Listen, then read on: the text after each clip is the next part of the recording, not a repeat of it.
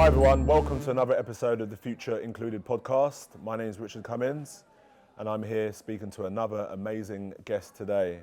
I want to unpack the background, opinions of the current state of technology, how tech's enabled or been a hindrance to Jasmin's career and what she thinks of the future. Jasmin, Thank you.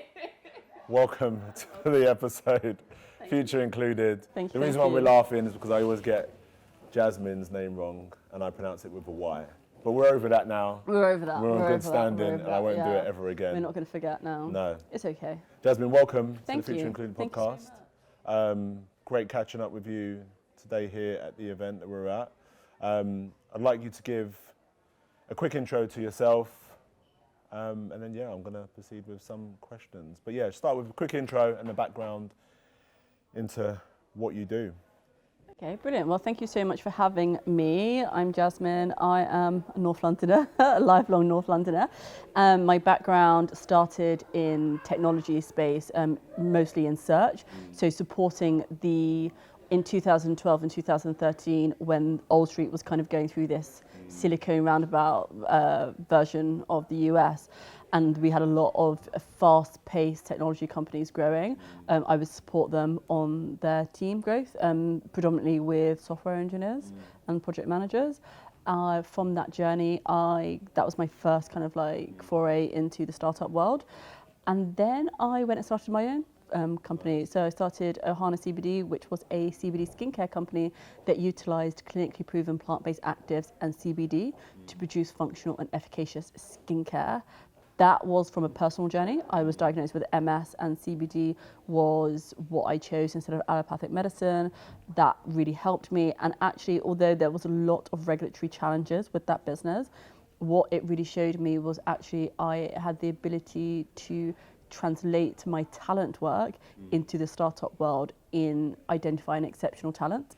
So I translated that into angel investing and then now obviously moving that and translating it more further into pushing into the VC world. So Incredible. That is where I am today. Amazing, succinct journey, lots going in.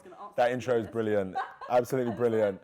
So I want to know about the early background in terms of getting into tech and, you know, Old Street Roundabout, very familiar to me. I didn't actually join until about 2015 when I started to go to Google for Startups campus, Google campus on Old Street. Like what brought you to get into tech, right? You're from North London. I think a lot of people got that hurdle in terms of that first entry point. Mm-hmm. Was there a warm intro? Did someone, provide you with some information about potential career paths? Like what was your entry point essentially? No, so I had a really weird entry point, whereas I left school at 18 and didn't apply for university.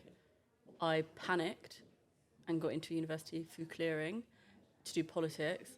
I attended 2 lectures and I was like, this is not for me. I was like, I'm never going to be a politician. It was just what I did best in my A-levels. I was academic, but not yet decided on what route of academia I'd want to go down and commit 3 years of my life to. So I was kind of like, I moved to Brighton, lived there for a few years, and then when I was 20, I was really aware that there was no career path for me in Brighton. And I thought, where do I go? I go back home, I go back to London. And I had family members who had done recruitment and who had done very well out of recruitment. They didn't have a degree, and they had described it as a career that you can control yourself. It's very entrepreneurial and you're going to earn a lot of money. And I was I come from a group of girls from my peer group who all went up to Oxbridge and did or they're doctors.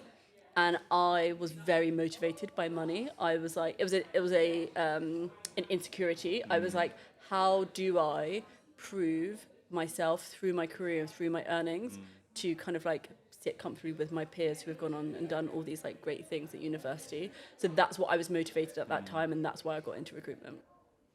Amazing. I love that motivation. And there was a massive recruitment boom, I remember at that period, right? Everyone was just like swapping, changing careers. I was hopping around different industries and that kind of thing. Okay, so you gained that exposure to tech, being in that environment, and then how did that open up your eyes into, founding Ohana? I want to make up a really good story for that, but they wouldn't give me a 3-week holiday. So I was like, I need to leave. And then I was like, I need to do something with my time. I started Ohana I registered the business in 2016. I didn't do anything with it for 2 years. I kind of like sold product to family and friends. And I was like, I'm working with all these companies who are going out and fundraising their own money, and they're doing it themselves. A lot of my friends at that time was like getting into, so by this point they've all finished uni now, and they're in like 1 or 2 years of their career, and they're like, okay, maybe I can start looking at different things, and I entered the startup world. So it was, a few of my friends were like in this arena. So I was like, okay, I was very naive. I was like, oh, this is easy, it'll be fine. And actually, in some ways, it was really good that I had that level of naivety, because I didn't know the stats were so stacked against me, and I just went for it. And I was like, let's do it. That's the big leap that you took, jumping in, becoming the founder. Yes, but I mean, it was good. I was young. I had no responsibilities, no financial commitment. I was like living my life. I just went to America for a few weeks, lived my best life. Somehow, just navigated it. I'm not quite sure. But the good thing about recruitment, obviously, is I built up a lot of assets and a lot of stuff in that time. So it was like things that I could like, you know, sell, and like kind of like that was going to last me a few while. That's why I also think handbags and shoes are not bad investments, because they resale value, right? The resale value is not bad, and that's genuinely how I lived for 12 months. Of the resale of like the expensive stuff that I had like bought on top of my, like, you know, that was where all my savings were, really. Brilliant. So, yeah. And you were early on in the adoption of like CBD, right? So had you on a panel at Google. I don't know what year it was, maybe 2017, 2018, maybe. You have known me for so long. And you rocked up, you heard about the event, and you showed up, and it was amazing having you on that panel. And that was actually my first understanding of, you know, CBD as a medicine. Can I describe it as that, right? Very early on. Obviously now we see it everywhere, right, in products. Like, what was that journey like in terms of your founder journey with Ohana? So that was really interesting. My granddad is a Rasta. He has been obviously recreationally using cannabis for his entire life, and speaking of the benefits for it. So growing up in like a Caribbean African household, it wasn't necessarily something that was foreign to me. It was like, so I kind of got it. And then I became good friends with someone who owned a hydroponics store, and my life was kind of more so revolving around this like legal cannabis space and the different industries that feed into the legal cannabis industry. And I obviously, it then just so happened that I was diagnosed with MS, and I looked to see what alternative medicines there were, and I was coincidentally working with a pharmaceutical company at that time called GW Pharmaceuticals. They had 2 drugs, one that was on the market, one was in clinical trials. The one that was on the market was called Sativex, and it was for MS patients. However, you had to try 2 other mainstream drugs, and for them to fail or have really bad debilitating MS in order to be able to get that prescription. That was in like 2015, 2016. That's changed. So I was like, I was able to speak to the scientists who had developed these drugs and be like, why does this work for me? Like, you know, how does this work? How is this going to interact with my body? And I was then able to like start using it, and it worked like magic. I would have really tight like feeling in my legs, or I have this thing called Lermit sign, which is like a vibration down my spinal cord. I would take CBD, and like 10 seconds later, it would be gone. And I had to do that because I'm not a functional stoner. So I never smoked cannabis recreationally. I tried it for my MS. It worked brilliantly, but I couldn't do that and then go to work. So I had to have something that was non-psychoactive. Got you. Okay. And then in terms of like thinking about your journey with Ohana, like what happened to the company? Like how did you exit? Like what's the story there? So it was an interesting story. It's very much led me to where I am now, but it was very much a learning curve. Like I said, I went into it very naively. So I was like, okay, I'm going to go and raise money. And I somehow raised like 300 grand. And I was just like, what I did though is I stopped selling the product the moment I started raising, and that was a really big mistake because I didn't have that continuous growth of the audience, and I didn't have any other real exposure on a CPG product as well. My kind of background has been like tech teams and stuff, so it was very, very different. There was a lot of key learnings to be had then. I did that for like 2-3 years. Ultimately, what happened was I closed down that business. What happened with that is the regulatory standpoint was so so difficult. Yeah. So I think the only companies that have done well in that category have been drinks companies, and the regulatory challenges were Just a lot. It was really, really yeah. intense.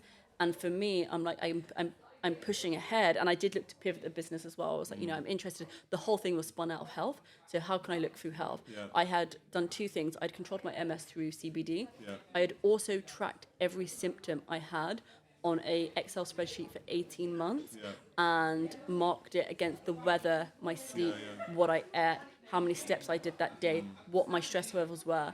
And I basically, like, really early stage, very hacky biohacked my way to living symptom free. So I was thinking, okay, I could, you know, build this other side of this business to this through this company. And I went to raise for that. And actually I was like, I had to just be very honest with myself. And I was like, I am not the person to build this business, to grow this business and exit it with investment. And then it was a real interesting point where I'm like, okay, let me look at what I am good at and where my strengths lie. And what I actually want to do. So I had like got into angel investing by that point. And I was like, what do I enjoy? I've gone around and spoke to all these VCs. I have collaborated all this information. And actually, I was at a point where I could offer that out to other people and save everyone a bunch of time. So you were like probably one of the first females that I actually knew that actually raised a large, you know, angel investment round, an investment round, I should say. And that was like super impressive. Obviously, you know, it's quite early amongst, you know, our communities and stuff like that. How do you feel like tech has enabled or had enabled you then? Do you feel like you'd be in a better position if you were founding a similar business right now? Like, what differences do you feel like tech could improve what you've done? Oh God, yeah. I mean, now. Yeah, I understand everything now. I understand ads. I understand you know, prepare for iOS changes. I understand what are the different routes to market in marketing. I understand that the good thing about CBD space is it makes you really think outside the box. But if you can think outside the box and think within the box as well, I mean, there are like some very proven methodologies of how products are growing. But I mean, I now have like 5 years of experience and multiple insights to companies doing that. When before I was just like happy-go-lucky, let's sell this product, it's great, it works for me, it'll work for everyone. You know, we see some really good examples like Ava Estelle, Plant Made, in the market at the moment, which are doing like, you know, several million in revenue, when it's like, what is actually working? It is that real storytelling, proof points, and customer validation. Yeah. I think it's a very, very different time, like establishing a consumer business now, in terms of like tools and services that are available, even just the access to information, right? It's a completely different landscape. Let's talk about what you're doing right now then. Yeah, living that venture partner life. What are you life. up to now? Let's unpack it. VC, so like I said on the panel earlier, I kind of like wrestled my way in there. It definitely wasn't easy. I interviewed for a long time. I do not have a traditional background that enables me to get into VC. But what I did, was like, I just thought like a recruiter and like, how can I prove myself to a company to get myself in there? You have to create other routes. I did that. I became Ada's most successful scout. I proved myself. Who's Ada? Ada Ventures is a UK-based fund. They're on their second fund. They have 136 million AUM, I believe, and they invest across climate equity, healthy aging, and economic empowerment, which basically means fintech and future of work. And what does the Venture Scout do? Like, what is the role that you're doing? So my scouting part is I just find them deals and do deals with them. And the venture partner work is to work alongside more project work with them. So looking at their scouting community, how we can improve it, how I can get the most out of the scouts, and also with the angel program, both in the UK and the Nordics. Nice. In terms of your scout work, like how has tech enabled that work that you do? In terms of, does it enable you to do deal flow? Like, you use specific platforms? How do you manage, you know, the founder portfolio, etc.? Is there any platforms that you might want to call out in terms of helping you in your work that you do as a scout? Yes, so one that I'm a very small ticket angel investor in is called Odin, and that has been really game changing because, you know, one of my thesis of investing is I want to be on the cap tables of tier one VC alongside tier one VCs. And obviously they're not going to want to take my like few £1,000s or whatever I'm investing. But Odin has actually allowed me to invest and get all my friends in it as well, and actually seamlessly allowed me to invest in a multitude of companies that I wouldn't otherwise have been able to. So Odin is probably one of my favorites. Big fan of Odin as well. I wish I actually participated in the early investment round in that platform. What's the future look like for you with Ada or just independently? Jasmin, what does the future look like? I think the future looks the continuation of the venture partner role. I think committing to a fund is a really big commitment. And what is that in years, like in that term, or kind of like what is your commitment? So like a fund is going to take like, 5 to 7 years minimum to see any type of returns and any type of carry. So that's how long you've got to commit to a fund and to like really grow. And actually, I think that a venture partner role in a multitude of funds looking at different things is really good exposure. Because I don't have the traditional background of venture, or I, am at an earlier stage of my career, I am mostly focused on learning and soaking up every single experience and knowledge that I can. And I feel like that's best done through a venture partner role. So this is me for the next 18 to 24 months for sure. And then I... Any ideas to go back into the founder role? No, I don't have the energy for that. No? No. And that's another thing, people are always like to me, oh, you can start your own fund. And I'm like, do you know how hard that is? Yeah. Like people really chuck that term around a lot. And like, even like some people I work with, they're like, oh, when you go and start your own fund? And I'm like, I have no ambition to start my own fund. It is incredibly expensive. I think people say it very easy as well, flippantly as well. It costs £70,000 to £100,000 to start a fund in admin fees, and then also like what that looks like from an admin perspective. It's just like not that fun. It's like that's not what I enjoy. It's not what I'm good at. I want to be speaking to founders on a daily basis and working really closely with them. So I guess one day when I get the courage, I will probably join a fund full time. But I think that's where I'll kind of I'll sit. Incredible. Maybe we'll speak to you again when the fund matures in five years' time. You might have a different view and perspective. I might see Jasmin again in that founder role at some point. Never say never. Never say never. But yeah, we'll see. Incredible journey, incredible story. I really enjoyed sitting down and speaking with you.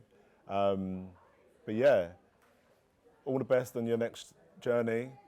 This has been Future Included podcast. We'll look forward to seeing you soon.